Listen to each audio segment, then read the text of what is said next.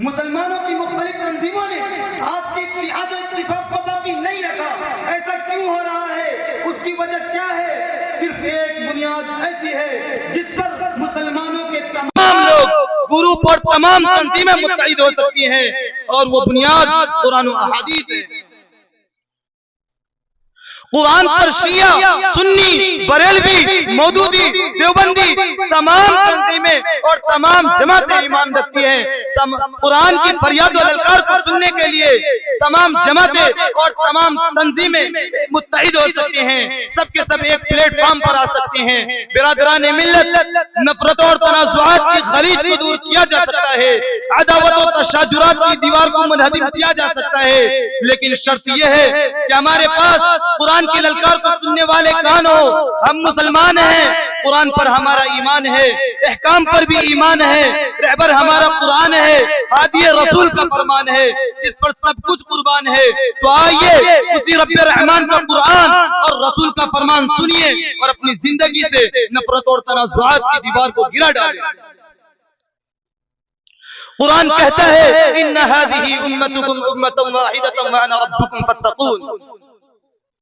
جب قرآن ہمیں ایک کہہ رہا ہے، رسول کا فرمان یہ بتا رہا ہے کہ ہم ایک جسم کی مانند ہے، تو پھر ہمارے اندر اختلافات نے جنم کیوں اور کیسے لیا؟ ہمارے اندر تنازعات و عداوت پیدا کیوں ہوئی؟ ہم الگ الگ اور منفرد کیوں ہیں؟ اس کی وجہ کیا ہے؟ میرے دوستو یاد رکھیے، جس قوم و ملت نے انتشار و اختلافات کو اختیار کیا، اس قوم نے کبھی بھی کامیابی و کامرانی کا حسین چہرہ نہیں دیکھا اور ہمیشہ ذلت و رسوائی کے گہرے اور اندھیرے کنویں میں گر گئے. اور جس قوم و ملت نے اجتماعیت و وحدت اور یکجہتی کو اختیار کیا، اس قوم نے ہمیشہ فلاح و کامرانی کے اونچے اونچے پہاڑوں پر نظر آئے. اسلام آپسی محبت و اخوت کو چاہتا ہے، لیکن آج مسلمانوں نے شریعت اسلامیہ کو فضول بحث و تکرار اور آپسی ضد سے کچھ کا کچھ بنا دیا. سینکڑوں ٹولیاں اور جماعتیں آپس میں بنی اور اس ملت کی ایک ایسی درگت بنی کہ دوسروں کو راہ ہدایت کو کیا بتا سکتے، خود آپس میں تنازعات کی دنیا آباد کر کے دین میں متفرق ہو کر ایک دوسرے کے مقابلے میں سب آرا ہو گئے.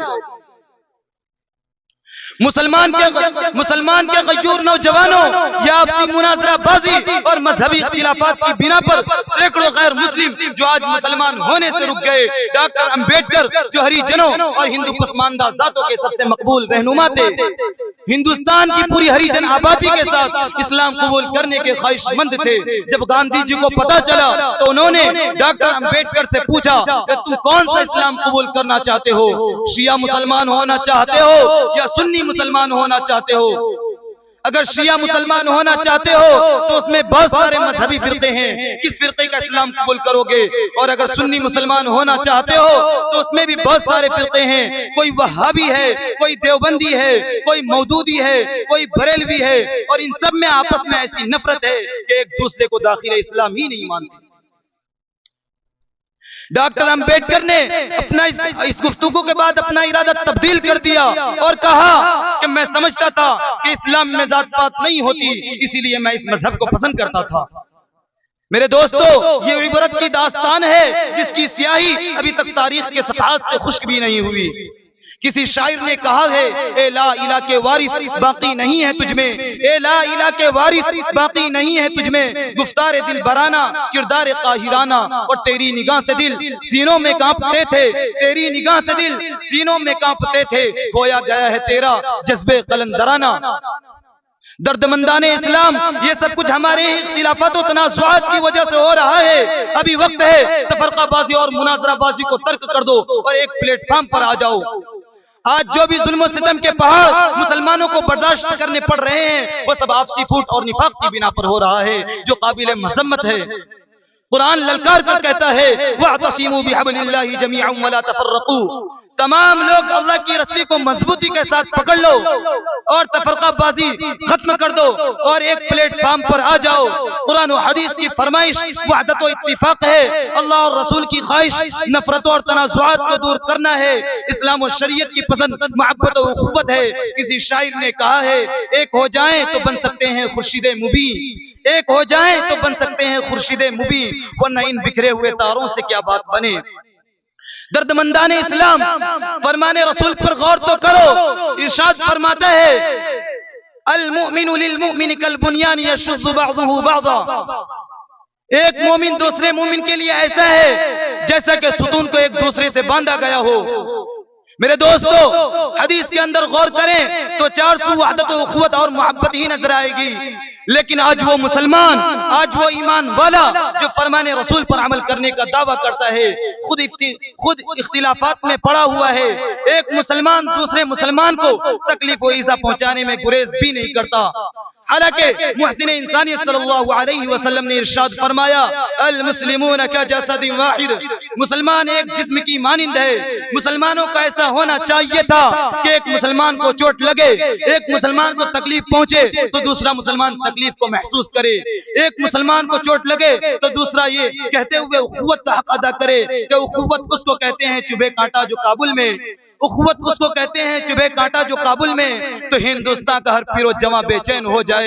मेरे दोस्तों, रब्बे कायनात के फरमान पर गौर तो करो। इरशाद फरमाता है इन्नमल मुमिनूना इख्वतुन फअस्लिहू बैना अखवैकुम। कुरान हम सब मुसलमान को भाई कहता है। एक हदीस में आता है कि माह रिसालत सल्लल्लाहु अलैहि वसल्लम ने इरशाद फरमाया अल मुस्लिमु अखुल मुस्लिम, फरमाने रसूल से भी उखुवत साबित है। तो फिर क्यों हम कुरान के खिलाफ कदम उठाते हैं? क्यों हम फरमाने रसूलुल्लाह सल्लल्लाहु अलैहि वसल्लम के खिलाफ कदम उठाते हैं? क्यों हम आपसी इख्तिलाफात और तनाज़ुआत में पड़े हुए हैं?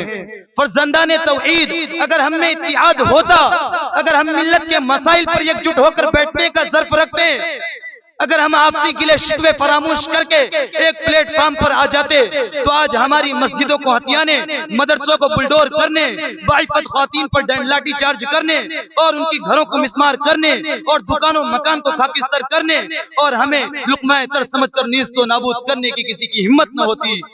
बिरादराने मिल्लत, हम सब मुसलमान आपस में भाई भाई हैं। शिया बाद में हैं, सबसे पहले मुसलमान हैं। सुन्नी बाद में हैं, सबसे पहले मुसलमान हैं। बरेलवी बाद में हैं, सबसे पहले मुसलमान हैं। देवबंदी बाद में हैं, सबसे पहले मुसलमान हैं।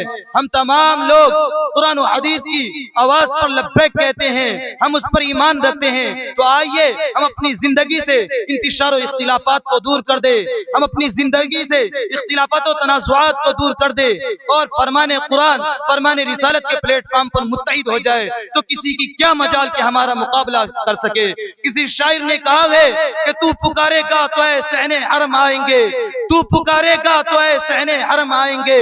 अब अबाबीलों के अंदाज में हम आएंगे, लेके हम आएंगे हाथों में सदाकत के आलम, लेके हम आएंगे हाथों में सदाकत के आलम। ये अलग बात की तादाद में कम आएंगे। व आखिरु दावाना अनिल हम्दुलिल्लाहि रब्बिल आलमीन।